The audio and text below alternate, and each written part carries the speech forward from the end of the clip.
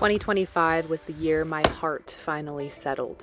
Over the last 12 months, this little cabin off the grid has truly transitioned into home. There's a specific kind of peace that comes from surrendering to the seasons. You stop fighting the weather and start moving with it. You learn that spring isn't a reward for surviving winter, it's a partner.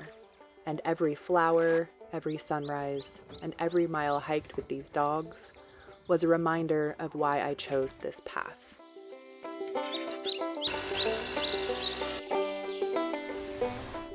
From winter's freeze to the first thaw of spring to the summer swimming holes, this year was about more than just surviving the elements. It was about proving that the vision I have for this land was actually possible. Looking back at everything I've done, it's clear that 2025 was the year the roots finally took hold. I realized that the beauty of this life isn't found in the finished cabin or the perfect systems. It's found in the quiet moments that happen between the work. The moments that, in the past, I've been too busy to see. But peace on this land isn't free. It's bought with sweat, calluses, and a lot of heavy lifting.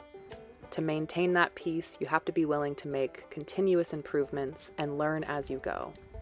And this year, I learned and improved a lot. On these cold, quiet mornings, I think back over all that I've accomplished in the year that's now behind me. The first thing on my 2025 list was water. I set out to improve my rainwater catchment system by adding a larger tank, adding gutters all the way around the cabin, and directing those gutters into the large tank, which filled to the brim with no time at all.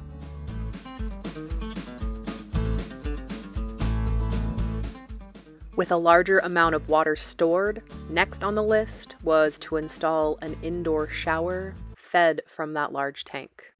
Fortunately, I already had this little tub and shower surround from a fifth wheel that is sitting on my property mostly unused. So I pulled those out and installed them in what was my cabin closet.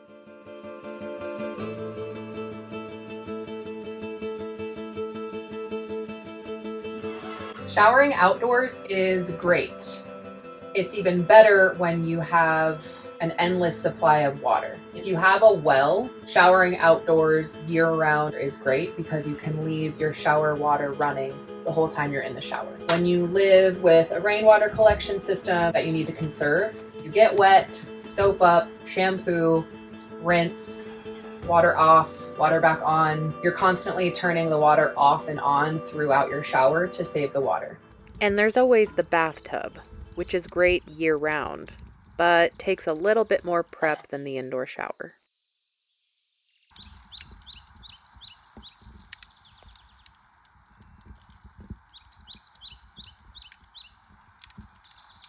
The next project on my 2025 list was to winterize my covered porch to keep the snow out for the coming winter. I've actually rebuilt this covered porch twice now. I bought this lumber as a used redwood chicken coop, and for years, I used it as that. When I moved up here, I brought all the redwood with me and repurposed it into this covered porch. Since this lumber has already had many lives, I want to preserve it best I can. Getting this porch fully dried in is good for me and for the wood's longevity.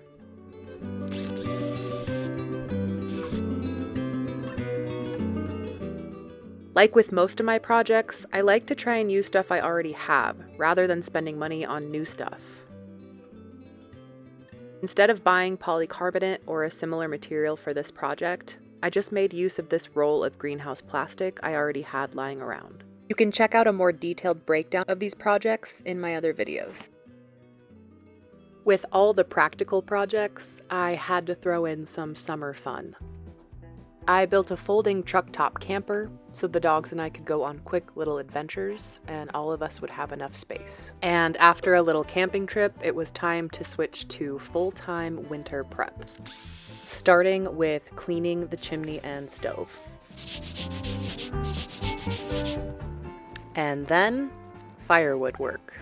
Lots and lots of firewood work. My goal was to not have a repeat of winters past where I was going out in several feet of snow to cut down dry wood to burn in the wood stove. This year, I wanted to fill my woodshed up as much as I possibly could to prepare for the long winter ahead. There are several standing dead trees on my property from pine beetle kill. This year, I took down many of those and processed them for firewood. And one of them almost processed me.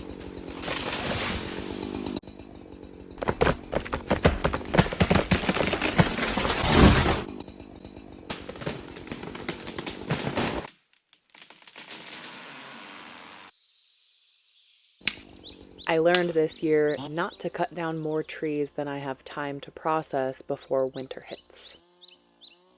The reality is, I didn't have the time or the space to cut up and store all these trees before winter hit. So come spring, I've got a lot of leftover work to do.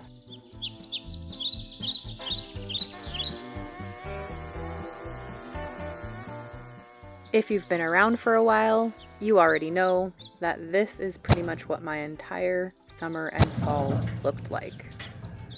If you're new here, welcome.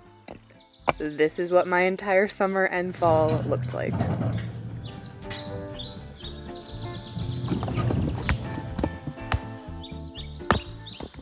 Now, there's no shame in buying firewood, and I'm sure at some point I will find myself doing that very thing.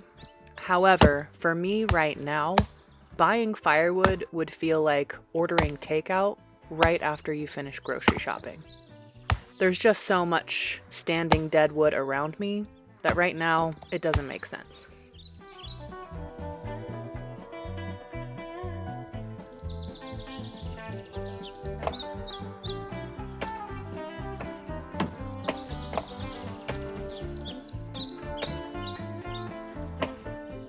And while the piles outside got smaller and smaller, the pile inside the woodshed continued to grow. This year took a lot out of me. For as much as I gained, it was also a year of loss.